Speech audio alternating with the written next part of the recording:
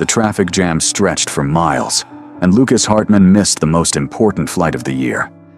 Sitting in the terminal waiting for the next departure, surrounded by rushing travelers, he noticed a young woman in the corner of the lobby. She was beautiful, but dressed in worn clothes, sitting quietly like someone with nowhere to go. At first, he walked over to give her some cash and leave, but when she suddenly grabbed his hand and begged to borrow his car to go home, he froze. Why would a cautious man like him hand his keys to a complete stranger? Lucas Hartman had built his entire career on precision. Every meeting was scheduled down to the minute, every decision backed by data, every risk calculated 3 times over. He ran one of the fastest growing logistics companies in the region, and people respected him for it. They also kept their distance. That was fine with him. Control meant safety, and safety meant nothing fell apart. Today was supposed to be no different. He had a flight at 11:30 in the morning to close a contract that would double his company's freight capacity. The numbers were clean, the terms were locked in, and all he had to do was show up and sign. He left his house with plenty of time, traffic reports clear, everything under control. Then the highway turned into a parking lot.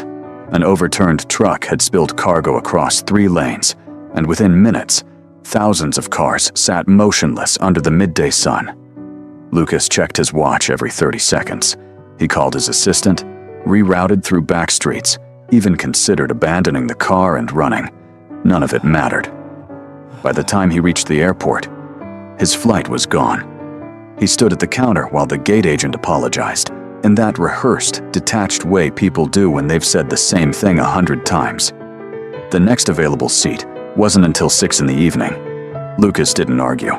He just nodded, took the new boarding pass, and walked into the terminal with his carry-on bag slung over one shoulder. The airport was loud and crowded, full of people who all seemed to know exactly where they were going. Lucas found a seat near the windows and sat down. He opened his laptop, tried to answer a few emails, but his mind kept circling back to the contract. His competitor would hear about the delay. They'd wonder if he was serious. He hated that. He closed the laptop and leaned back in the chair. His neck was tight, his jaw sore from clenching. He wasn't used to sitting still. There were always calls to make, problems to solve, decisions that couldn't wait. But here, in this sterile waiting area with its recycled air and fluorescent lights, there was nothing to do but wait. That was when he saw her. She was sitting near the exit that led to the parking garage, tucked into the corner where the main terminal hallway ended. Most people walked right past her without a second glance. She wasn't holding a sign or a cup, wasn't asking anyone for anything. She just sat there on the floor, with her back against the wall, knees pulled up to her chest, staring at nothing. Lucas noticed her because she didn't fit. She was young, maybe late 20s, with dark hair pulled into a loose ponytail. Her face was clean, her posture quiet, but not defeated. She wore jeans that had seen better days, and a faded jacket that looked like it had been through a few winters. But it was her eyes that made him stop. They weren't empty. They were tired, yes, but still aware, still present. He told himself to look away. People ended up in all kinds of situations, and it wasn't his job to fix them. He had his own problems. But something about the way she sat there, so still in the middle of all that noise, made it hard to ignore her. Lucas stood up. He didn't plan it. His body just moved. He walked over slowly, keeping his expression neutral, his hands in his pockets. When he got close enough, he stopped a few feet away and looked down at her. She glanced up at him but didn't say anything. Her expression didn't change. No hope, no fear. Just a kind of quiet acknowledgement that someone was standing there. I don't know what to say. This is too much. Lucas reached into his wallet and pulled out 2 $20 bills. It was a reflex, something he'd done before when he passed someone on the street. A small gesture that let him feel like he'd done something without actually getting involved. He held the money out toward her. She looked at the bills in his hand, then back up at his face. She didn't take them. Lucas frowned slightly, unsure what to do next. He was about to say something when she spoke first. Her voice was soft but steady. not the voice of someone asking for pity. "I don't need money," she said. Lucas blinked. He wasn't sure he'd heard her right. "I need a car," she continued, and then she reached up and wrapped her fingers around his wrist. Not hard, not desperate, just enough to keep him from walking away. Her hand was cold. Lucas felt his pulse quicken. He looked down at her hand on his wrist, then back at her face. She was watching him closely now, and there was something in her expression that made his throat tighten. It wasn't manipulation. It wasn't a con. It was just raw, unfiltered need. "I need to go home," she said quietly. "Just let me borrow your car. I'll bring it back. I promise." Lucas pulled his hand back instinctively, and she let go without resistance. He took a step backward, his mind racing. This was insane. She was a stranger. He didn't know her name, didn't know where she came from, or what she'd been through. Lending her his car was the kind of reckless decision he'd spent his entire adult life avoiding. "I can't do that," he said, though his voice came out less certain than he wanted. She didn't argue. She just looked at him for a long moment. Then lowered her gaze back to the floor. Her shoulders sagged slightly, and Lucas felt something twist in his chest. He hated that feeling. It was the same feeling he got when he saw his daughter upset and couldn't fix it with logic or money or a carefully worded explanation. He should have walked away. That was the smart thing to do. But instead, he stood there, staring at this woman he didn't know, and asked himself a question he hadn't asked in years. What if she's telling the truth? Lucas ran a hand through his hair and glanced around the terminal. No one was paying attention to them. The world kept moving, indifferent and fast. He looked back down at her, and she met his eyes again. There was no plea in her expression now, just a quiet resignation, as if she'd already accepted that he would say no. That look did something to him. It reminded him of the version of himself he used to be, back before the promotions and the board meetings and the carefully constructed life. Back when he still believed that people were worth the risk. Lucas reached into his pocket and felt the weight of his car keys. His mind screamed at him to stop, to think this through, to protect himself. But his hand kept moving. He pulled the keys out and held them in his palm, staring at them like they were something foreign. Then he looked at her one more time. She was watching him, her expression unreadable, waiting. Lucas took a breath and made a decision he couldn't explain. He held out the keys. The keys hung in the air between them, and for a moment, neither of them moved. Lucas could feel his heart beating harder than it should. This was a mistake. He knew it was a mistake. Every instinct he'd honed over years of business deals and calculated risks was screaming at him to pull his hand back, apologize, and walk away. But he didn't. The woman stared at the keys, then slowly reached out and took them from his palm. Her fingers brushed against his hand, and he noticed how cold they were. She held the keys carefully, like they might break, and looked up at him with an expression he couldn't quite read. "Thank you," she said quietly. Lucas nodded but didn't say anything. His throat felt tight. He took a step back, creating distance, and shoved his hands into his pockets. The logical part of his brain was already spinning out scenarios. What if she sold the car? What if she crashed it? What if she disappeared and he never saw it again? The car wasn't even expensive by his standards. A mid-range sedan he'd bought 3 years ago because it was practical and reliable. But that wasn't the point. The point was that he'd just handed over something valuable to a complete stranger based on nothing but a gut feeling. He cleared his throat and tried to sound firm. "I need it back by tonight. I have to catch a flight at 6. She nodded quickly. "I'll bring it back. I promise." Lucas wanted to believe her, but he'd heard promises before. People said what they needed to say to get what they wanted. That was just how the world worked. He studied her face, looking for signs of deception, but all he saw was exhaustion and something else he couldn't name. Something that looked like relief. "Where are you going?" he asked, even though he told himself it didn't matter. She hesitated, then looked down at the keys in her hand. "Just a place I used to stay. It's not far." Maybe an hour from here. Lucas frowned. An hour? That's 2 hours round trip. You're cutting it close. I know, she said softly, but I'll make it. I have to. There was something in the way she said it that made Lucas stop pushing. He didn't know what she was going back for, and maybe he didn't want to know. Maybe it was easier this way, to just let her go and see what happened. He'd already made the decision. There was no point in second-guessing it now. Okay, he said finally. The car's in Section C, row 12. It's a gray Honda.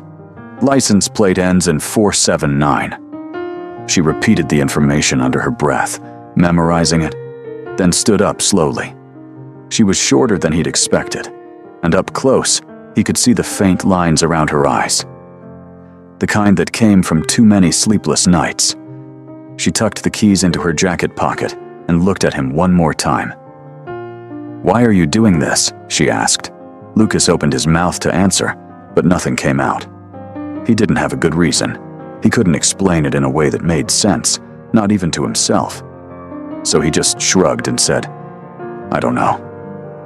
She nodded slowly, as if that answer was enough, then turned and walked toward the exit. Lucas watched her go, weaving through the crowd of travelers with their suitcases and coffee cups and hurried conversations. She didn't look back. Within seconds, she was gone. Lucas stood there for a long time, staring at the spot where she'd disappeared. The terminal noise rushed back in around him, the announcements and footsteps and distant hum of engines. He felt strangely light, like something had been lifted off his chest, but also untethered, like he'd just let go of something he couldn't get back. He walked back to his seat and sat down heavily. His laptop was still open, the screen dim. He didn't touch it. Instead, he leaned back and closed his eyes, trying to quiet the voice in his head that kept asking him what the hell he'd just done. The truth was, he didn't know, and that scared him more than he wanted to admit. Lucas had spent most of his adult life building walls. After his divorce, after the custody battle, after watching his ex-wife walk away with half of everything he'd worked for, he'd decided that control was the only thing that mattered. He couldn't control other people, but he could control his environment, his schedule, his decisions, his distance from anything that might hurt him. It had worked, mostly. His daughter was safe and happy, his company was thriving, and he'd managed to keep his life running smoothly without letting anyone get too close. But lately, there'd been this feeling, a kind of emptiness that crept in during the quiet moments, when the work was done, and the house was silent, and there was nothing left to distract him from the fact that he was alone. He'd told himself it didn't matter. Loneliness was the price of stability, and he was willing to pay it. But sitting here in the airport, waiting for a flight he didn't care about anymore, he wondered if maybe he'd been wrong. The woman hadn't asked for his story. She hadn't tried to manipulate him or guilt him into helping her. She'd just been honest, in a way that felt almost brutal. And maybe that was what had gotten to him, the simplicity of it, the lack of pretense. Lucas opened his eyes and checked his watch. It was just after 1 in the afternoon. He had almost 5 hours until his flight. 5 hours to sit here and wonder if he'd just made the biggest mistake of his life, or if he'd done something that actually mattered. He pulled out his phone and scrolled through his messages. There were a dozen emails from his assistant, updates on the contract, reminders about calls he needed to make. He ignored all of them. Instead, he opened a blank note and typed out the license plate number of his car, just in case. Then he stared at the screen, trying to decide if he should call the police preemptively or just wait and see what happened. He didn't call. An hour passed. Then 2. Lucas tried to work, tried to read, tried to do anything that would stop him from checking his watch every 5 minutes. But his mind kept drifting back to the woman. He wondered where she was now, if she'd found the car, if she was already on her way back, or if she'd driven off and he'd never see her again. The thought didn't make him angry. It should have, but it didn't. Instead, it just made him feel tired. By 3:30, Lucas had resigned himself to the possibility that the car was gone. He'd already started mentally calculating the insurance claim, the hassle of getting a rental, The story he'd have to tell his assistant.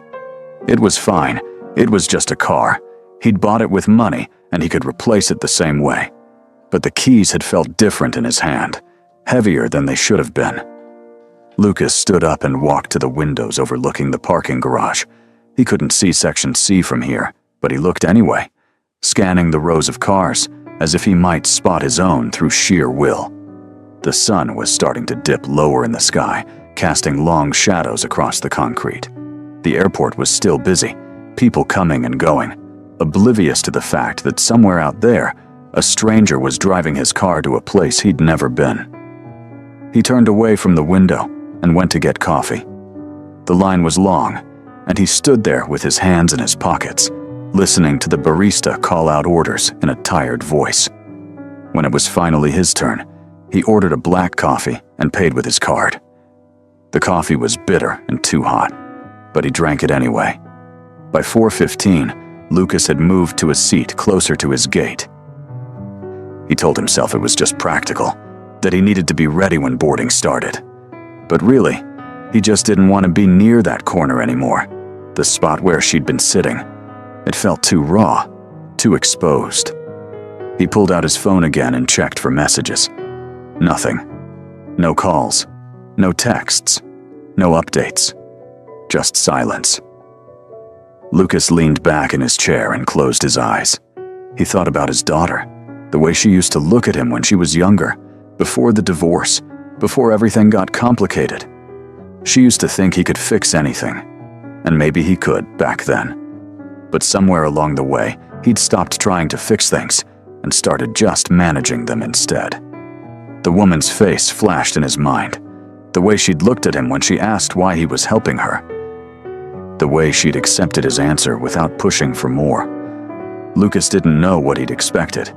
Maybe some grand revelation, some proof that he'd done the right thing. But life didn't work like that. Most of the time, you just made a choice and lived with it, and you never really knew if it mattered.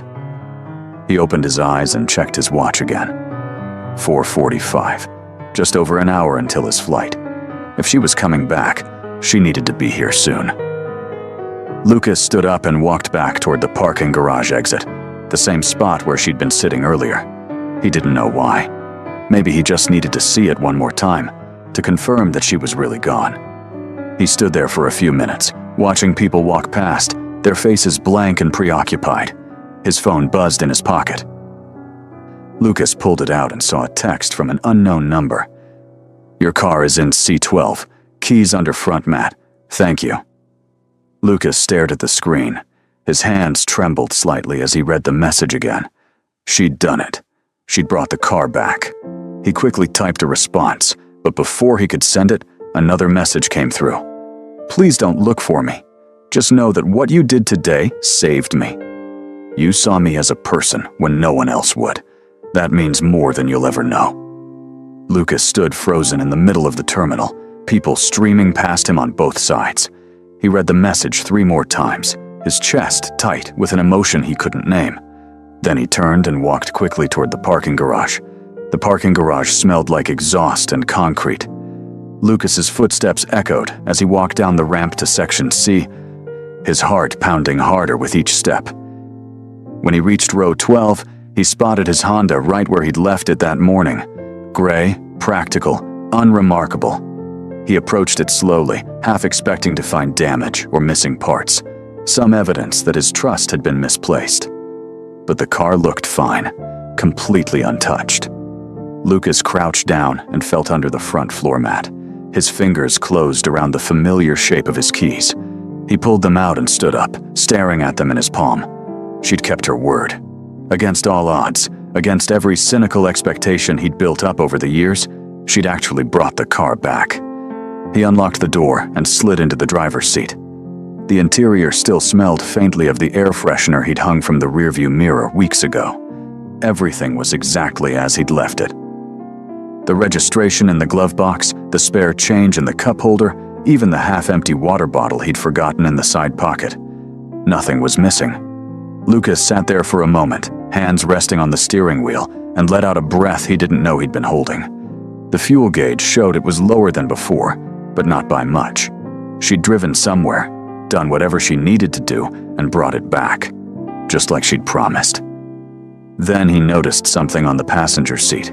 A small piece of paper, torn from a notebook, edges rough, folded once.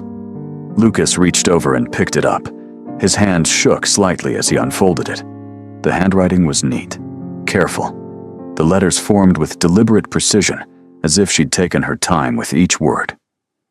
Thank you for seeing me as a person. You gave me more than your car today. You gave me hope that kindness still exists. I went back to get something I left behind a long time ago. Because of you, I have it back now. I can start over. Please don't worry about me. I'll be okay. And I'll never forget what you did. There was no signature, no name, just those words. Lucas stared at the note for a long time, his vision blurring slightly. His chest felt tight again, but this time it wasn't from anxiety or regret. It was something else entirely. Something he hadn't felt in years. Something that felt almost like healing. He folded the note carefully and slipped it into his jacket pocket, then locked the car and headed back toward the terminal. His flight was boarding soon, and he needed to get through security. But his mind wasn't on the flight anymore. It wasn't even on the contract waiting for him in the other city. All he could think about was that note, those words. Thank you for seeing me as a person. How long had it been since someone thanked him for something that simple? How long had it been since he'd done anything that didn't come with conditions or expectations attached? Lucas walked through the terminal with his hands in his pockets, the note pressed against his chest. The airport felt different now, less sterile, less impersonal. He noticed things he hadn't before. An elderly couple holding hands while they waited at a gate. A young mother trying to calm a crying baby. A businessman asleep in his chair, tie loosened, briefcase at his feet. People. Just people. All of them going somewhere, all of them carrying their own stories. When Lucas reached his gate, boarding had already started. He joined the line and handed his boarding pass to the agent, then made his way down the jetway and onto the plane. His seat was in the middle of the cabin, a window seat he'd chosen out of habit. He stowed his bag in the overhead compartment and sat down, buckling his seatbelt as the flight attendants began their safety demonstration. The plane filled up slowly. A businessman took the aisle seat next to him, already typing on his laptop before they'd even pushed back from the gate. Lucas glanced at him briefly, then turned his attention to the window. The sun was starting to set, painting the sky in shades of orange and pink. It was beautiful in a way he rarely stopped to notice. The engines rumbled to life, and the plane began to taxi toward the runway. Lucas leaned his head against the window and closed his eyes. He was exhausted. Not from lack of sleep, but from the weight of everything that had happened. The missed flight, the traffic, the decision to hand his keys to a stranger, the quiet miracle of getting them back. He thought about the woman again. He still didn't know her name, didn't know where she'd come from or where she was going now. But he knew something about her that mattered more than any of those details. She'd been desperate enough to ask a stranger for help, and brave enough to trust that he wouldn't hurt her. And he'd been brave enough to trust her back. The plane lifted off, and Lucas felt the familiar lurch in his stomach as the ground fell away beneath them. He opened his eyes and watched the city shrink below, the buildings and roads turning into a patchwork of lights and shadows. Somewhere down there, she was still out there. Still trying to find her way forward, whatever that meant. Lucas hoped she'd make it. Somehow, he believed she would. The flight was smooth and uneventful. Lucas didn't open his laptop, didn't check his emails, didn't think about the contract or the meeting or any of the things that had seemed so important that morning. Instead, he just sat there, staring out the window at the darkening sky, and let himself feel something he hadn't felt in a long time. Peace. When the plane landed 2 hours later, Lucas gathered his things and made his way through the unfamiliar airport to the rental car counter. He signed the paperwork, took the keys, and drove to his hotel in silence. The city was bright and busy, full of life, but he felt disconnected from it. like he was watching everything through glass. He checked into his room, dropped his bag on the bed, and stood at the window overlooking the downtown skyline. The meeting was tomorrow morning at 9. He had his notes prepared, his presentation polished, his arguments airtight. Everything was ready. But for the first time in years, Lucas didn't care if the deal went through or not. He pulled the note out of his jacket pocket and read it again. Each word felt heavier now, weighted with meaning he was only beginning to understand. Such a simple thing. Such an ordinary act of decency. And yet it had meant everything to her. And somehow, it had meant everything to him, too. Lucas sat down on the edge of the bed and stared at the note in his hands. He thought about all the people he passed every day without really seeing them. The barista who made his coffee, the security guard at his office, the woman who cleaned his house twice a week. He knew their faces, maybe even their names. But did he really see them? Did he treat them like people, or just like functions in his carefully organized life? He didn't like the answer. Lucas set the note on the nightstand and lay back on the bed, still fully dressed. The ceiling was white and blank, offering no answers. He thought about his daughter, about the kind of man he wanted her to grow up seeing. Not someone who had all the right answers, but someone who was willing to take risks when it mattered. Someone who chose kindness, even when it was inconvenient. He thought about the woman again, and he realized something that had been nagging at him all day. She hadn't just asked him for help. She'd given him something too. A reminder that the world wasn't as cold and transactional as he'd made it out to be. That trust still existed, even between strangers. That sometimes the best decisions were the ones that didn't make sense on paper. Lucas closed his eyes and took a deep breath. Tomorrow, he'd go to the meeting. He'd shake hands and sign papers and do all the things that were expected of him. But tonight, he was going to let himself sit with this feeling a little longer. This strange, uncomfortable, beautiful feeling of having done something that mattered. When he finally fell asleep, it was the deepest sleep he'd had in months. The next morning, Lucas woke up early and went for a run. He didn't usually run, didn't usually have time for it, but something about the cool morning air and the quiet streets made him want to move. He ran until his lungs burned and his legs ached, then walked back to the hotel and took a long shower. The meeting went exactly as planned. The clients were impressed, the terms were favorable, and by noon, Lucas had signed a contract that would take his company to the next level. His phone buzzed with congratulatory messages from his team, and his assistant had already scheduled a press release for the following week. But when Lucas left the building and stepped out into the sunlight, he didn't feel the rush he usually felt after closing a big deal. He just felt tired, and a little bit empty. He got in his rental car and drove back to the airport, returned the keys, and boarded his flight home. The plane was crowded, and he ended up in a middle seat between a college student listening to music and an older woman reading a paperback novel. Lucas didn't mind. He spent the flight staring out the window at the clouds, his mind drifting. When he landed back home, it was late afternoon. Lucas picked up his car from the parking garage, the same car that had been borrowed by a stranger just yesterday. He ran his hand along the steering wheel before starting the engine, remembering. He drove through the city toward his house. The traffic was light, the streets familiar. Everything looked the same as it had 2 days before, but something inside him had shifted. He thought about the note in his jacket pocket, still folded and tucked away. He thought about the woman's words, the way she'd trusted him enough to ask for help. The way she'd honored that trust by bringing the car back. Lucas didn't know if he'd ever see her again. He didn't know if she'd found what she was looking for, or if she was still out there somewhere, struggling to get by. But he knew one thing for certain. He was different now, not in some dramatic, life-changing way. He wasn't going to quit his job, or sell all his possessions, or dedicate his life to helping strangers. But he was going to pay more attention. He was going to see people, really see them, the way she'd asked to be seen. Because that was the thing about kindness. It didn't have to be grand or heroic. It just had to be real. Lucas pulled into his driveway and turned off the engine. The house was dark and quiet, waiting for him. He sat there for a moment, hands still on the steering wheel, and allowed himself to smile. Then he got out of the car, locked the door, and walked inside. The world kept turning. Life went on.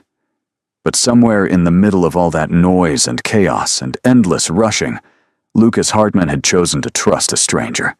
And in doing so, he'd reminded himself that he was still human, still capable of hope, still willing to believe that people were worth the risk. And that, more than any contract or any deal or any carefully calculated decision, was the thing that would stay with him long after the memory of that day had faded.